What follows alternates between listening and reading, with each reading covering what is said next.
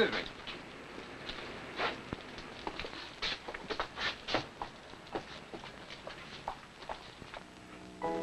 Seen Captain Leggett around? Leggett? Leggett? Yeah, the homicide squad. You know, Fatso Leggett, the guy with a perpetual hangover. Oh, him. No. I haven't seen him today. He was in last night to see the show, but so he's got to be here. Left word to my office to meet him. Unless somebody's pulling a gag on me. Where's the phone?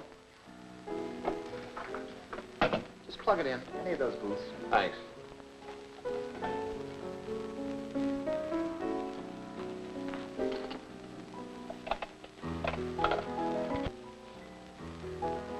Give me police headquarters, please.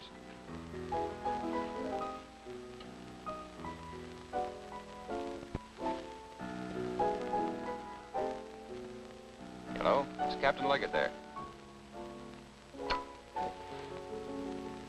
I hope you'll forgive my little trick in getting you here, Mr. Devery. I know it was wrong using the captain's name, but when your office wouldn't give me an appointment, I was a little desperate, I guess. May I sit down? It's all yours, sister. And buy yourself a Mickey. My compliments. Please. It wouldn't take a minute. No, I never start anything I can't finish. I'm all tied up, see? I'm not taking anybody's case right now. And I'll even tell you why. Because I'm going fishing. But this is important, Mr. Devery. Look, lady, you know how some people are about liquor? It's like a disease with them. Well, I'm that way about trout. The season opens tomorrow, and I'm going to be up there in the Catskills, come murder or mayhem. If you only knew what a jam I'm in. Dames and jams. For 3 seasons now, they've messed me up the last minute. Oh, no. Not this year, baby. I'm not the only private detective, you know. Captain Leggett says you're the only private detective who can do a miracle. Fatso said that? He also said that you ought to be in jail, the way you break all the rules. He doesn't approve of your way with women, either. Blood brother to a wolf, as he put it. My pal. But he admitted you do get results. And he said half the hoodlums in town would jump through a hoop for you. Would that include Mr. Sapphire? Now, don't get me wrong. I'm still going fishing, but... Joe Sapphire, huh? You're tangling with a pretty tough boy, lady. You know, Joe doesn't exactly kid around. What did Leggett say about it? It isn't a case for the police. Not yet. That's where you come in. I thought perhaps you could stop Mr. Sapphire before he murders my husband. I'm Mrs. Winslow. My husband owns this place. That is, he's a partner. Go on. Well, he's had nothing but bad luck lately. Business troubles, bad investments. So he took a flyer at Joe Sapphire's dice tables, huh? Roulette. Ah, sucker. Now Joe wants his dough, or he'll be wearing a new dress. A black one. Please. Some wives I know would consider it a break to get rid of their hubby. I should tell you the truth, I suppose. Yes, it usually helps. I'm in love with Steve Mason, my husband's partner. Now, wait a minute. So Sapphire's gunning for him, too? No, you don't understand. Naturally, I don't want anything to happen to my husband.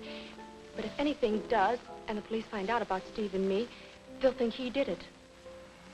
Now, that is a switch. Wife wants to keep hubby intact to keep boyfriend out of trouble. Yeah, that almost intrigues the old master. Oh, if I didn't have that date with the mess of trout tomorrow... It wouldn't interfere. You could see Mr. Sapphire tonight. And just what would I say to him? That I'm going fishing and I'd appreciate it no end if he'd postpone the massacre until I got back? Wait a minute. A wild pitch like that. It's almost weird enough to appeal to Joe's sense of humor.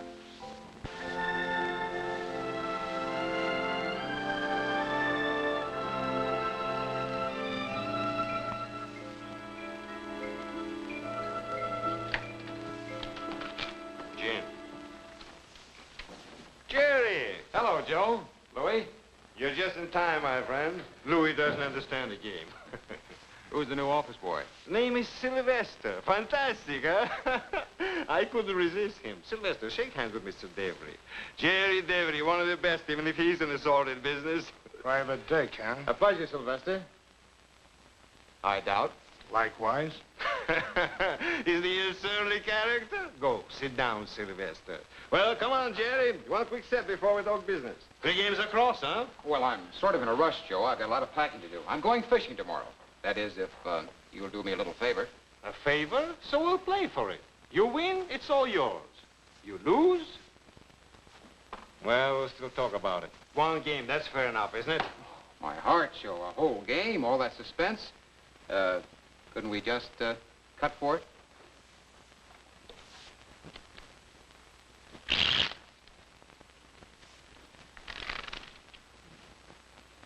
After you, my friend.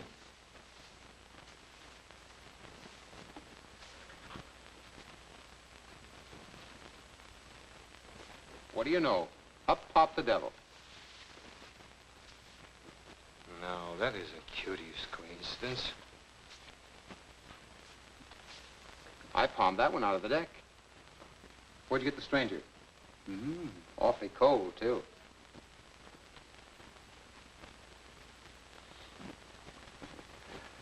Always carry a couple of spares, Joe?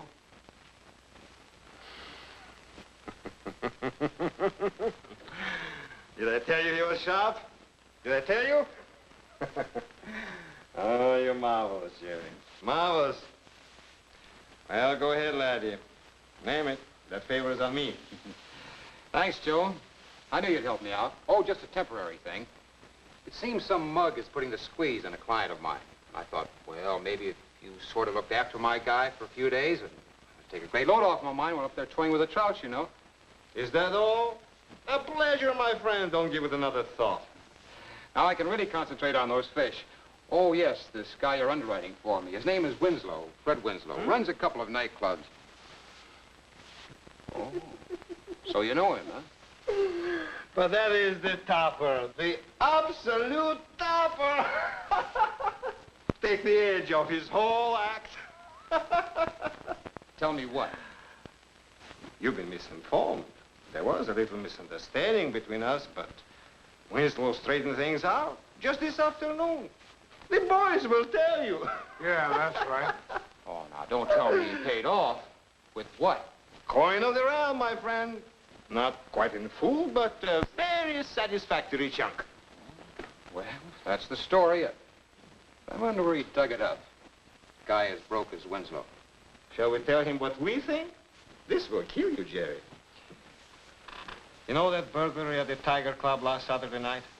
Yeah? Well, by a strange coincidence, the sum Winslow paid me today was the exact amount lifted from his safe. You take it from there. So he robs his own till, eh? Doubles his money when the bonding company makes the loss good. He let the cops arrest the cashier for the fall guy. Sweet character. Use your phone? You understand, Jerry, I wouldn't want the police to hear about this. They might even want the money back. In fact, so far as the law is concerned, I don't even know Winslow, right? Right. All I'm interested in is going fishing. Yeah. Can't do it. She's just going on. Message. Shoot. Tell her everything's under control. You'll see her when you get back. Okay, Mr. Devery.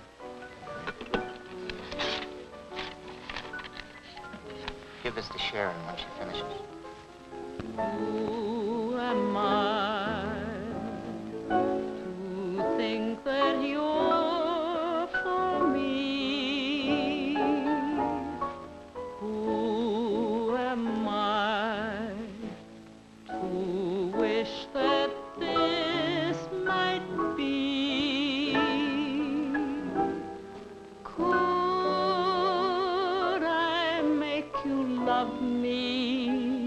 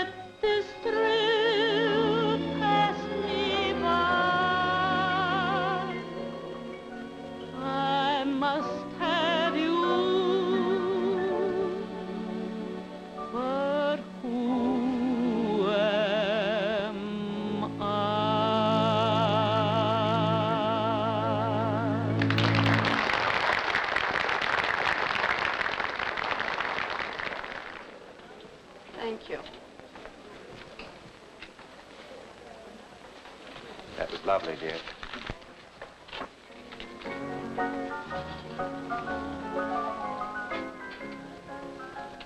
Steve, be careful. Oh, don't worry about Fred. He's upstairs in the office. He's still trying to make the books alibi his business judgment. Poor Fred. Poor Fred. Poor me. I had a few bucks, you know, before that genius talked me into this partnership. And now what have I got? You have me, Steve. Do I? What about that date you broke this afternoon? There aren't going to be any more dates, Steve. Not until we tell Fred. Now, wait, let me finish. I know it's a bad time. He's so upset and disagreeable, but don't you understand, dear? People can't help falling in love, even if one hasn't the right. But we can't help letting it be cheap, always meeting behind his back. We can't go on like that.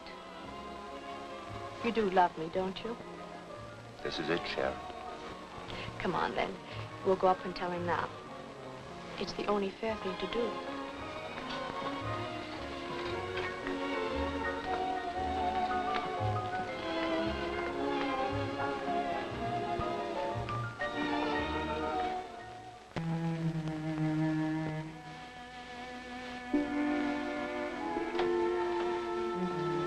Sorry to interrupt you, Fred, but... Fred.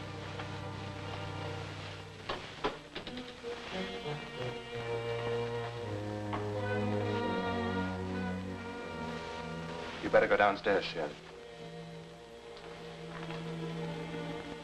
Sorry, Steve, but I can't take failure. One last request. See that Sharon gets the insurance money, please. Fred. His last thought was of me. I'm so ashamed, Steve. Insurance money? He must have been out of his mind. Our partnership policy was good for accidental or natural death, or even murder. But suicide, that lets the insurance company out. I better call the police.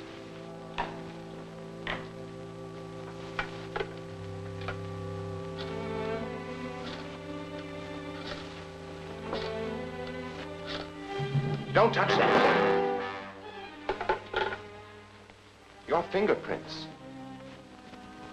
It's a good thing we have this. You mean, except for that letter, they might think it was murder? Anyone would think. That's a lot of money. $100,000. If anything should happen to this little piece of paper, you'd be fixed for life. Just as Fred wanted it.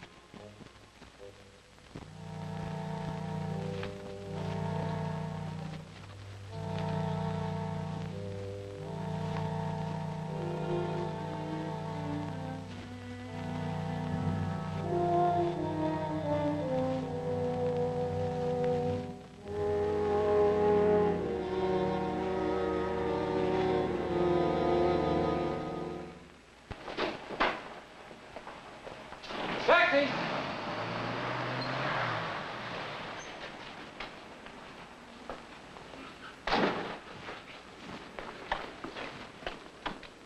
Well, Sylvester. Get in the cab. What's the idea? You won't need this junk where you're going. Oh, you're getting soft, Sylvester. I don't think you broke more than a couple of bones. Night's still young. What? Okay, get in the cab.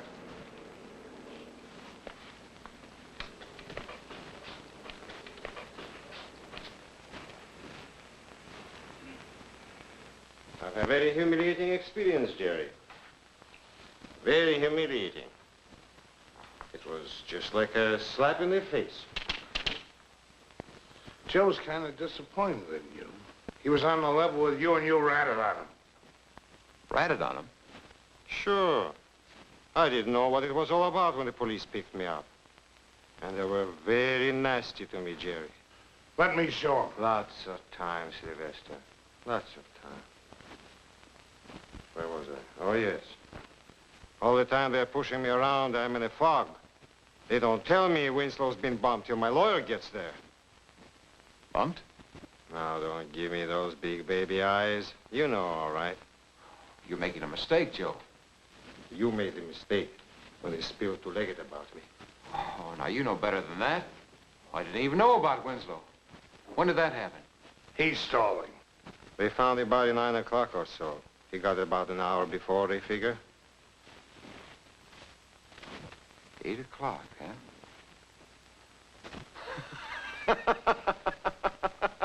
Don't you get it, Joe? I'm your alibi. Of course, if you get me sore enough, I might forget about being here earlier tonight. Well, don't stand there like idiots. Get Mr. Devery's hat for him. No hard feelings, Jerry boy. You know how it is. Anybody can make a mistake. If you miss the train, we'll drive you up, okay? No, I'm afraid fishing's out, Joe. You see, it takes a pretty good right hand casting for trout. But you can do me a favor, though. Sure, anything you say, just name it. Keep Louis back. Sylvester, you're a pretty naughty boy. Did I tell you he was good? That was beautiful, Jerry. Beautiful! Thanks. Can I see that ring a minute, Joe? Oh, sure.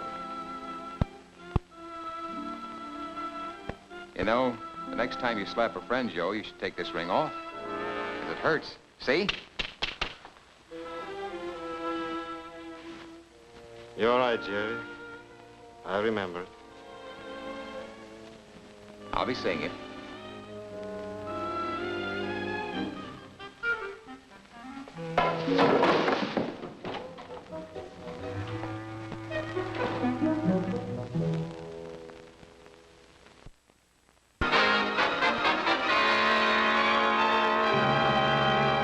Now, Mrs. Winslow, Mr. Mason, your husband's partner, has testified that the deceased left the nightclub and retired to his office about 7 o'clock.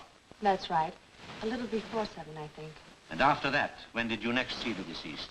Not until Mr. Mason and I found the body. Well, I know this is painful for you, Mrs. You're Winslow. being very kind. But just one more question. During the evening, before you found the body, did you or Mr. Mason leave the nightclub at any time? No, sir. That is, I didn't, and I don't think Mr. Mason did, but I couldn't be sure. You see, I wasn't paying any particular attention, but he was there every time I noticed. Thank you, Mrs. Winslow. That'll be all now. Thank you, Coroner.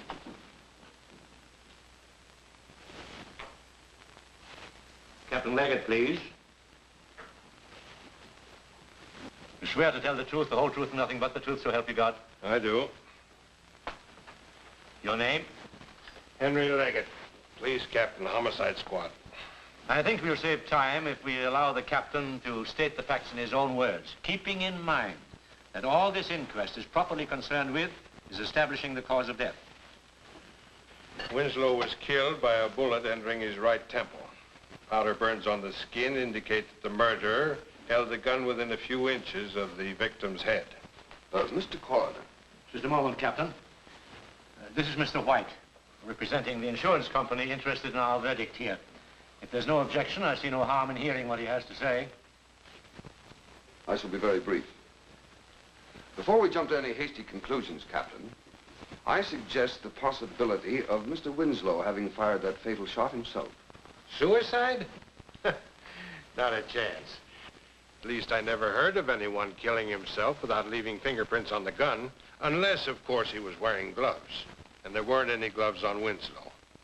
Well, that's a point, but scarcely conclusive. You haven't forgotten the Benson case, have you, Captain?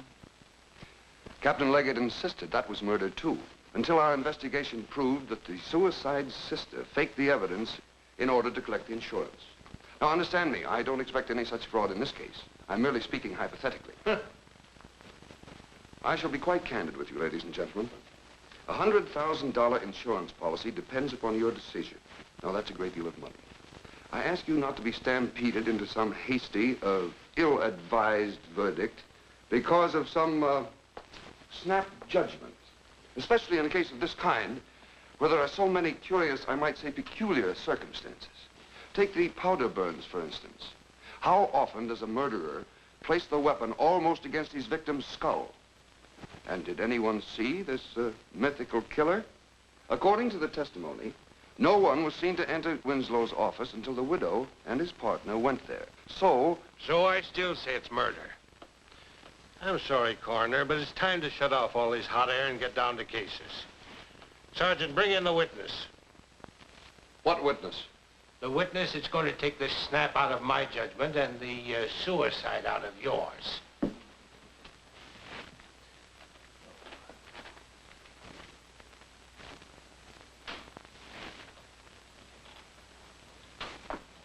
Put your hand on the Bible, please.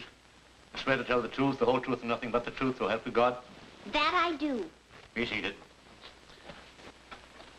Your name, please? Mrs. Rosemary Gargan. That's all one word, Rosemary. Everybody calls me Rosie, though. And you work as cleaning woman in the building where Mr. Winslow had his office? 3rd and 4th floors. They're my job. That's right where it happened, you know, in 409. Yes, yes, we know. Now, Mrs. Gargan, on the night in question, about 8 o'clock, did you see anyone enter Mr. Winslow's apartment? That I did, sir. And very suspicious like she was acting, if you ask me. A woman? Just like in a detective story. I'm scrubbing up the hall, the one that's around the corner from the elevator, when I hear somebody come soft like up the stairs, walk a little ways, then stop. So I peek around the corner. And there she is, standing sort of wild and excited like, right in front of 409. Not much more than a kid she was, maybe 19 or so, with a lot of that dark brown hair. Don't forget the pocketbook. I'm coming to that. It was one of them big loose things, and she reaches a hand down inside like she wants to make sure she had whatever it was with her. And did you actually see the gun or whatever it was? She peers around just then to make sure the coast is clear. So I have to duck back out of sight. And the next I see, she's straightening herself up, kind of desperate. Then she marches right in on Mr. Winslow without even knocking or anything. Then what did you do? Oh, I went down and cleaned up 342. I had to skip it earlier because they was working late there. Just a moment. You ask us to believe that when you saw this desperate, suspicious-looking woman burst into 409, you calmly went on about your own business? I've been a cleaning woman for 20 years, mister, and nobody's had to fire me yet. But if I got nosy every time I saw a strange lady enter a gentleman's office at night, I wouldn't have lasted 20 minutes. Paid to the order of Stephen Mason, $100,000. It's all yours, sweetheart, just as soon as I cash it. Couldn't you just sign it over to me? What, and have the insurance company jump on us with both feet? Remember, it was a business policy. They'd be mighty interested to know why I gave it to you. Of course. I didn't think of that. No, Steve, not yet. I don't get it. The Coy Act was all very well when Fred was alive, but he's dead now. And I don't believe in ghosts. Please, Steve, I'm still worried about everything. Practically had to dope myself with these sleeping pills to get any rest last night. Okay, sweet, and don't worry. You heard what the jury said. It was murder. Thanks to old Rosie. What a break that was. We should pension that old dame off when this is all over. I keep wondering about that girl. The one she saw. You don't suppose she was there when Fred... Stop worrying, will you? Besides, she's the one who's in a jam now, not us. The police wouldn't believe her now in a stack of Bibles.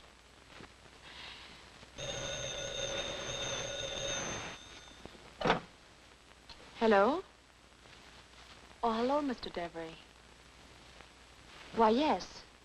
Yes, I'm all alone. Now? Why, I guess so. All right, I'll expect you in 20 minutes. Couldn't tell him you were here, could I? Don't you see how careful we've got to be? All right, do us both a favor and get rid of that guy. What's he snooping around for anyway? You told me it washed him up when Fred died. That's right. And I'll make it very clear to him. In a nice way, of course. Look, Sharon, I'm not joking. Devery is dynamite. Don't you try playing cute and cagey with him. Don't worry, I'll take care of it. You run along and cash that check.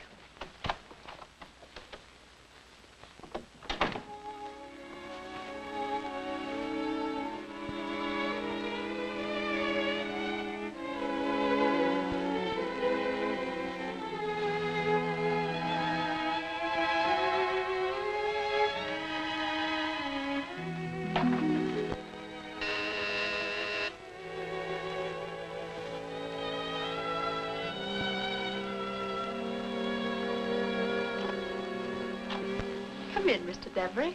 Hello. I'm afraid I spoiled your fishing trip, didn't I? You didn't miss.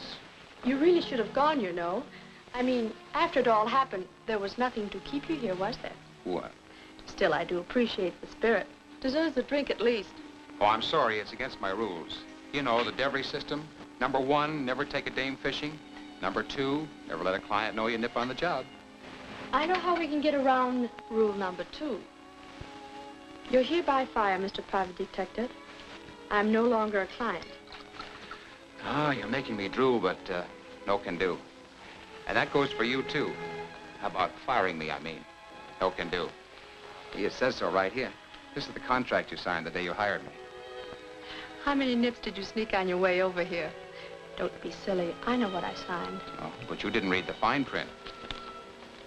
The part down here that starts, in the event of murder...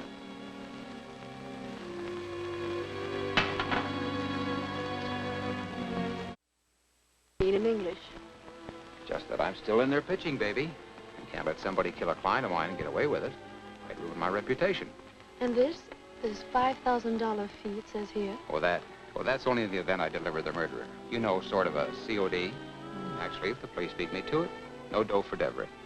I see. What's the matter? Want a cut rate? Look, I always like contented clients. You think I'm taking advantage of the technicality? Okay, I'll tell you what. We'll cut the cards. Got a deck here? Yes. On that table.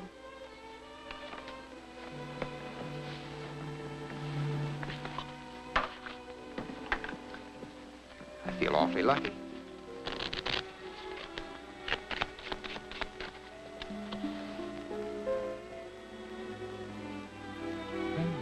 Up popped the devil. Ladies first, you know. Thanks. Now draw one for yourself. You know, baby, there's something about you. I'm even going to draw. What for? I've decided to play along for free anyway. But... What's $5 grand between friends? You're my kind, and I'm going to see that you get every break that's coming to you. Here, don't need it, both of us suffering. Thanks. Ever since the inquest, I have been a little rocky. Yeah, that insurance guy wasn't very subtle, was he? Oh, even so, you needn't worry. Thanks to old Mrs. Goggin. Even without her. I knew it wasn't suicide. As soon as I found out your husband smoked cigarettes. I don't understand. It's pretty nervous business working yourself up to commit suicide. If a guy smokes, he doesn't pick a time like that to suddenly lay off, does he? No. Usually kills a whole pack, working up enough nerve to pull the trigger. Well, what do the cops find in your husband's office? Cigarettes in his pocket? Yes. The ashtray empty. Not a cigarette stub in the place. It's very interesting. Yet, working late like that, he naturally would have done some smoking. So somebody emptied that ashtray. That girl. The brunette girl. She must have been smoking before she did it. Lipstick on her cigarettes. She had to get rid of them. Maybe, something like that. Unless you and Mason have been telling me some tall fibs. Just thought I'd ask, that's all. Well, I guess I'll go talk to Brownie Locks then. You mean you know who she is? I could be wrong, I suppose. But the police have made no progress at all. The cops are too scientific. Me, I'm just lucky. Especially with dames. I'll be seeing you.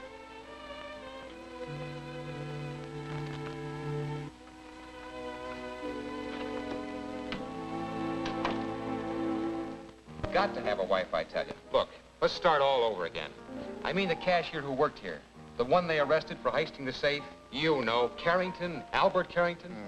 All I want to do is talk to his wife. Good trick if you can do it, Bud. He only buried her 10, 12 years ago. Did you ever meet his girlfriend, that cute, dark-haired number? Look, fella, you're all mixed up. How about a little pick-me-up, huh? Carrington never went for dames. He was strictly a family guy. The only thing he ever cared about was that little girl of his. That must have been 2 other guys, I guess. Mm-hmm. Thanks, it's the same. Okay.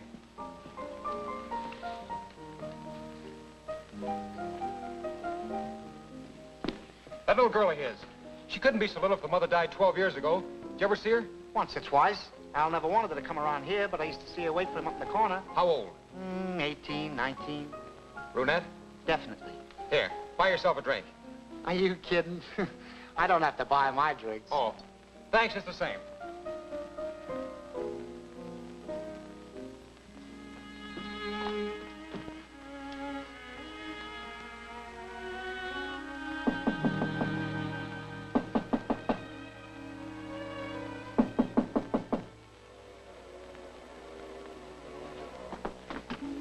Who is it? Gas man, lady. What do you want? I have to check the stove.